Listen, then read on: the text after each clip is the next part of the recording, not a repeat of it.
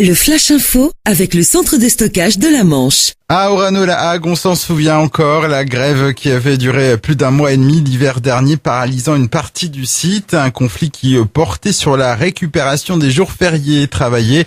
L'ampleur du mouvement social avait nécessité l'intervention de la direction générale du groupe qui avait dû mettre en place une médiation pour retrouver un accord avec le personnel.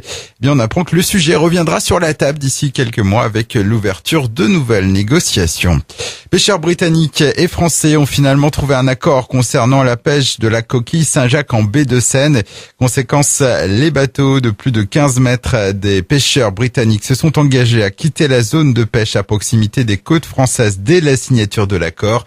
Ils n'y reviendront que le 1er novembre, soit un mois après les navires français qui démarrent leur saison début octobre. Un nouveau drame sur les routes de la Manche. Hier, en début de matinée, une femme de 85 ans est décédée après avoir été renversée par une voiture à Montmartin-sur-Mer près de Coutances. À l'arrivée des secours, l'octogénaire était en arrêt cardio-respiratoire. Elle n'a pu être réanimée. Également dans l'actualité locale, une course-poursuite sur l'A84. Ça s'est passé samedi aux environs de 18h. Les gendarmes ont tenté d'intercepter une voiture au comportement suspect en la doublant et en faisant signe au conducteur de les suivre vers l'aire de repos du Mont-Saint-Michel. Pas du goût de ce dernier qui a continué sa route à vive allure, slalomant entre les véhicules. Finalement, l'automobiliste a choisi de quitter l'autoroute par un sens interdit et a percuté une voiture qui venait en face. Il est sorti de son véhicule et s'est sauvé en courant, mais les gendarmes l'ont rattrapé. Jugé en comparution immédiate lundi à Coutances, il a été condamné à 2 ans de prison ferme.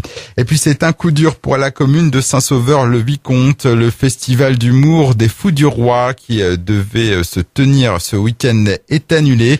En cause, le désaccord entre 2 membres de l'association organisatrice sur la rentabilité de l'événement et le risque d'un lourd échec financier. Rappelons que ce festival devait accueillir des artistes tels que Mado la Niçoise, Chantal Latsou, Olivier de Benoît, Didier Gustin ou encore Bernard Mabille.